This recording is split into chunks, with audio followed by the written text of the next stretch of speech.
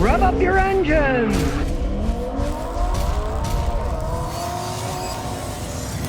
Today I'm going to talk about some things I've been testing out. Some you'll probably find extremely bizarre and wonder why anyone ever made them, and some you'll probably find really useful. Now this Raleigh fit is one of the strangest things I've ever tested out.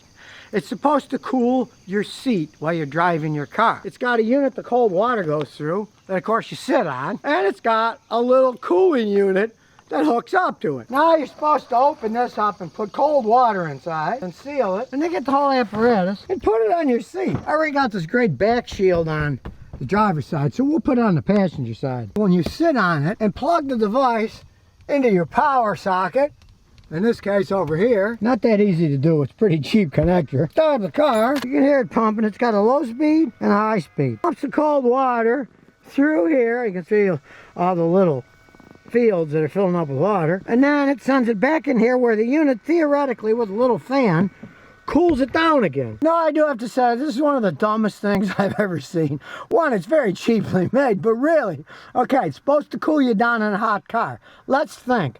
You're driving around, it's hot outside, and really the air conditioning in your car, that's cooling you off anyway. Of course, then when you shut off the car, say you go eat lunch, go to a park or something and come back, the heat of the sun's gotten your car so hot, it can get, 130 degrees or more inside the car. Guess what? All the water in this thing's gonna be hot too. All this thing's gonna do is make your butt even hotter because it's full of hot water. Now the directions say, oh, fill it with cold water first. Okay, so you're gonna carry cold water with you, pour in this thing, and then wait for it to cool you down. Heck, in most cars, when you start them up and turn the AC on, it gets cold pretty fast. I tried this out once it was hot, and this little cooler device, it didn't cool that hot water down very well. It was still hot. And hoses going everywhere that look like crap. I mean, you can't just supposed to hide this under the seat, right? This stupid thing really doesn't work. What are you gonna do? Fill it up with ice water every time you're gonna use this stupid thing? I mean, what a dumb idea. You take some high-end cars.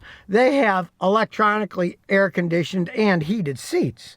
They have an element in it. When you push heat, it puts heat to them. You have another element when you push cool, it goes backwards, and it acts like a refrigerator. Those seats actually work. They're custom made, and they're electronic, built into the seat. You don't have to put water or something in it. This thing, just a stupid idea that doesn't even work. So say goodbye to the Raleigh fit. It doesn't fit the case. Whee! But don't give up. Here's a great tool I've tried out. I've had a Dremel for years. Well, I bought this extension. A simple idea that actually works. The extension has like a speedometer cable housing from an old-fashioned car. It screws into the actual Dremel itself. It's got an adapter. You put it on, and all you do is tighten it up. Then, instead of having a big, bulky Dremel, you have a tiny little one that can reach anywhere. Now I'm as lazy as the next man. I want to clean these wheels, but I don't want to take them off. It's hard to get in the corners. Ha-ha! Now with this, turn on. Check it out. Look how it shines now. Now I admit I'm as lazy as any man. Do I want to take the wheels off to clean them? No, it's a pain in the butt. You can use this to clean anything. And of course, if you're working on anything on the car, the engine, the water pump. You know how hard it is to get those little gaskets off, the places you can't reach? Baby's gonna reach anywhere under the hood. Take the water pump up, you can get it in little spaces. You can polish it off. You can use it for all kinds of stuff. Buffing, you name it. I got one of these 50-piece buffers on Amazon. Look at all the cool little buffers you get. You can polish the chrome. You can buff stuff. Maybe you've got a spot where the birds pooped on your car. You could buff it out. With that little tool, you can reach. It's easy. And since it's a Dremel, hey, it lasts quite a long time. It's a solid built tool. And once you're done, if you want it to last, I like this Quick Glow. It's a good polisher and wax seal to seal it so it doesn't corrode back quickly. It took a long time for it to get corroded that rusty. Now the rust's gone. You want to polish it all up and seal it so the rust doesn't come back. So you thought it looked good with just the buffing. Check it out now. After the polishing, man, this baby shines. And these rims, realize, they're 15 years old. This stuff's been around since 1957. Impresses me. Now the next tool I'm going to talk about, it actually works, but you kind of wonder why did they invent it in the first place, is this windshield wow. Now I find it works, but Really, what do you need one for? You get some squirter to clean windshield. This is magnetic and it comes apart. Then you spray the outside and the inside with your window cleaner, and the window too if you want. Now since it's magnetic, you can stick one inside and one outside. And you can clean the inside and the outside of your windshield. Now it does work. You're probably gonna do a lot better job using your bare hands on a cloth and hooking up this crazy contraption. A product invented for something that really isn't needed. It is Velcro, but you can use a towel and do it yourself. And it does have a wand that extends out to reach further, but really, maybe not such a great invention after all. The windshield wow. My wow was like, wow, why did somebody make this in the first place? Now I do test out all kinds of tools. Theoretically, you could use this on cars, but it's mainly made for trimming plants, trees. Now my daughter-in-law, who does a lot of gardening, is nuts about this thing. It has gear reduction here that is insane. It will cut anything she's ever going to come up to. And I suppose you could use it on cars if you had plastic body parts you wanted to cut. This is how good it is. High pressure water line. Watch this. Dee-dee-dee-dee. No muss, no fuss. It slices, it dices. For 6 months now. Cabtech's the company. It's 25 volts. This isn't a toy. This isn't some Chinese piece of junk that falls apart. We have cut down small trees with it. It's an incredible tool. Comes with 2 batteries too. And they also make this cool miniature electric chainsaw. Yeah, I got a real Swedish gas chainsaw for cutting down trees out in the woods, of course. For smaller jobs, this thing just amazes me. I cut down small trees with it, branches like no tomorrow. There's no way to. You can just reach up. This indeed is a product that has many uses. It makes sense to make something like this. It works quite well. Maybe you can put it in the back of your trunk. You might be out somewhere and a tree falls in front of the road, branches in the way, cut them out. Or in my case, I love taking it camping and going in the woods. You got paths, things are in the way. Now the next product I'm really impressed with is this InnoFox light.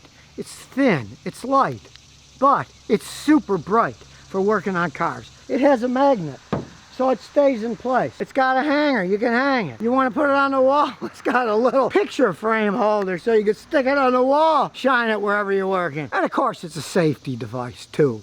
Keep it in your car, it's a great light. You get in trouble, you flash.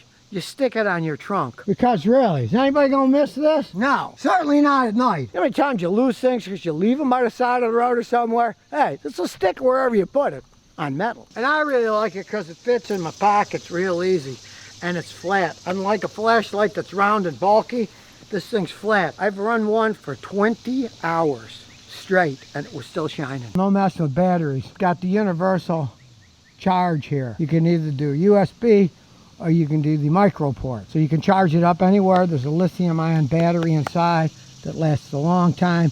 You don't have to buy batteries. You could charge it up in your car easily by plugging it in, or at home on your phone charge. There's lots of ways to charge it. You're not going to be stuck with no power when you need it. And one of my tests was, I got them a year and a half ago. I stuck one in the trunk of the car. Just let it sit for a year and a half. Then I said, okay, let's see if it works after it's sat for a year and a half. Because we all know the worst thing is to have a flashlight, and then when you finally need it, the batteries are dead. They don't work. That's the advantage of the lithium-ion rechargeables that are in here. They last quite some time, they're bright, and they last a long time too when you are using them. And push comes to shove. This is 5 volts.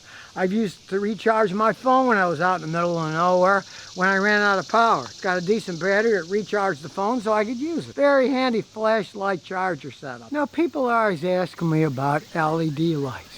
And as usual, nobody can pay to advertise on my show. I test out products. And I find this Oxedo to be pretty good for quite a few reasons. One, are they made out of cheap plastic? No.